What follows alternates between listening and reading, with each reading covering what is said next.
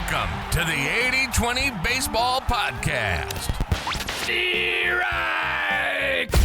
The 80-20 Coaching Masterclass, our weekly get-together where coaches go from new to good and good to great. Mastering the fundamentals and the art of coaching.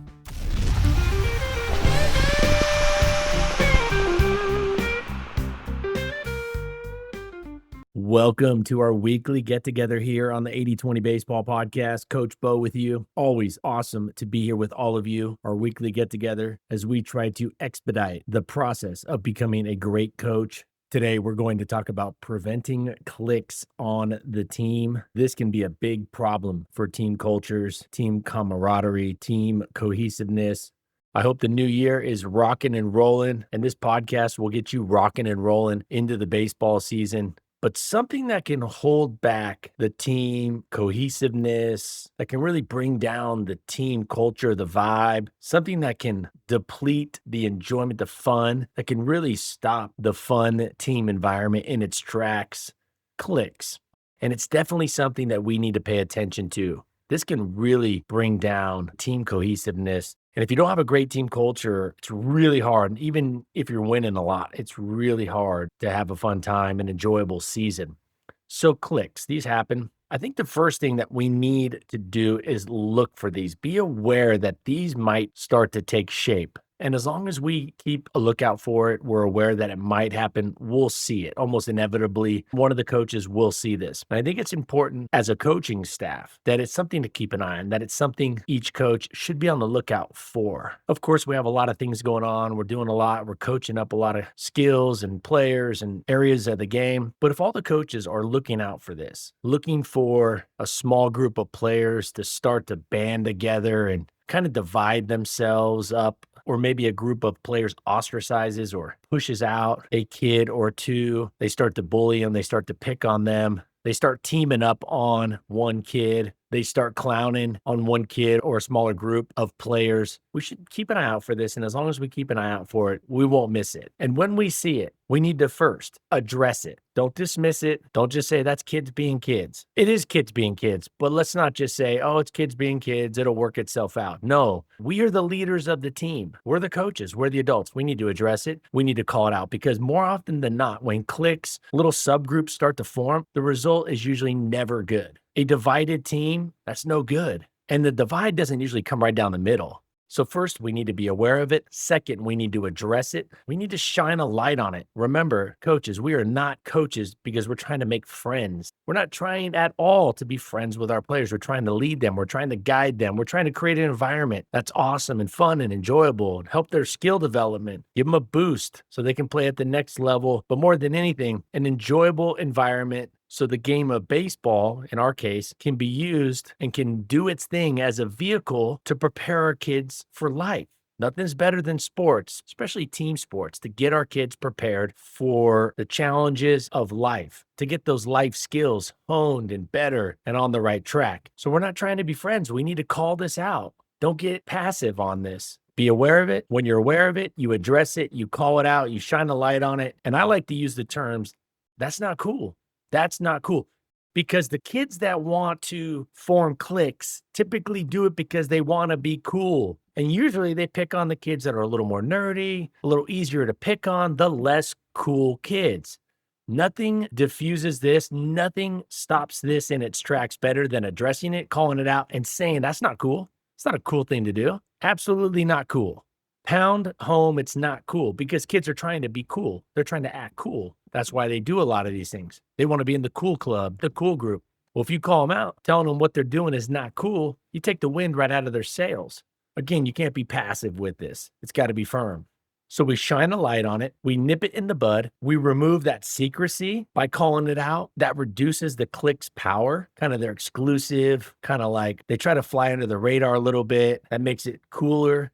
No, you call it right out. Shine a light on it. If you shine a light on a clique that's forming, a subgroup of players that's trying to form up and divide, and it may just be dividing a few other kids away. They're trying to act cool, look cool, feel cool. You shine a light on it, it takes away a lot of that power, that coolness. So be on the lookout for it, nip it in the bud early. And a way to stop it even sooner is right when the first player calls out another player, starts teasing or picking on another player, on one of their teammates. Immediately call it out. Immediately stop that in its tracks. Say, that's not happening here. It's not cool. The big mistake I've seen over the years is we as coaches allow a couple of these incidents, some of these comments to go unaddressed, to go without us calling it out. And that gives, whether we're doing it on purpose or not, it gives the green light to these kids to keep doing it. But if you nip it in the bud, if you stop it in its tracks from Jump Street, you've sent the message it isn't going to fly. Players to keep an eye on first and foremost are your super talented kids. Those kids are a little more likely to say things to tease some of the players that aren't as skilled. Of course, not always. That's a generalization. Some of the best teammates I've ever seen as a coach or even as a player were some of the most talented players. But a lot of bullying and teasing comes from the really good players toward the not so good players, the goofy kids, maybe the kids we might categorize as a little bit more nerdy or whatever. The other thing I look for, or I want to pay attention to from the get-go, from the first practice, those kids that act cool, that are trying to act cool, that want to dress and look all fly and cool. Does that mean they're going to be a bad teammate? No. But in my experience, they're more likely to be. I'm keeping an eye on that. And I'm telling you, we have to be firm when we see this for the first time. And when I say we can't be passive, it's not asking, it's not saying, please, hey, guys, please. No. That doesn't work. Come on, you guys, come on. No, come on, no, please. Drop the hammer. I like to say, hey, we're not doing that here. That's not cool. That's not cool. And I like to triple down on the not cool. Hey, not cool. I triple down on it. You go, Coach Bo, that's a little much. Trust me, it's not. Don't knock it until you try it. And it's got to be a firm tone. So not only is it firm, but we're also trying to take the wind out of their cool sails. 2 for 1 right there.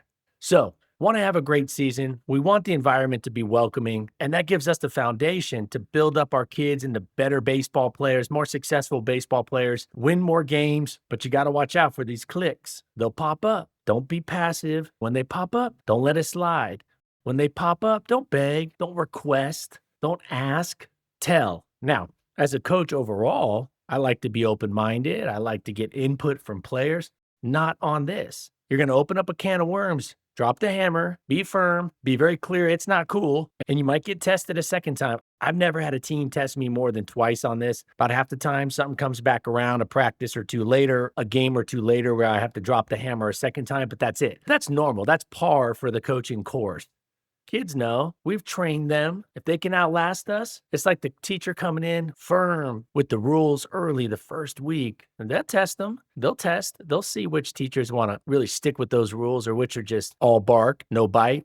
So as coaches, we can't just think one time is going to snuff this out. It often shows up a second time. So today's episode, it's a shorter one, but I wanted to drive home. I wanted to break down exactly how, in an actionable way, to prevent cliques, these little groups that can start dividing the team, how to stop them in their tracks. I try my best to give very actionable stuff here that works. Now, from what I shared here today, you can take that and ad-lib a little. You can branch off to fit your situation. But the goal is to give you a very clear picture, mental picture, and an action plan if and when this does happen. All right, everybody, the best way to support this podcast is to leave a positive review on your podcast app. Shouldn't take more than a few minutes to do this, and it would be much appreciated. And I appreciate all of you that have already done that. Thank you so much. That is the best way to support this ad-free podcast. Next week, the plan is to have Coach Sarancic on the podcast. He writes for all the big coaching publications. He's been coaching for over 40 years. Him and I are going to discuss the topic, how to conduct a youth baseball tryout, how to conduct a successful youth baseball tryout, the do's and don'ts, the things to avoid, how to get the most out of it. We're going to talk about that. The plan is to have that interview next week for all of you. Again, the best way to support the podcast is to leave a quick review, a rating. That goes a long ways to helping this podcast. Appreciate all of you. Send me your questions, your thoughts. Tell me about your coaching journey. Coach Bo at 8020baseball.com. And until next week, let's keep taking care of those foundations, our health, so we can be at our best for our family, our close friends, our team. All right, y'all. Take care. And until next week, adios.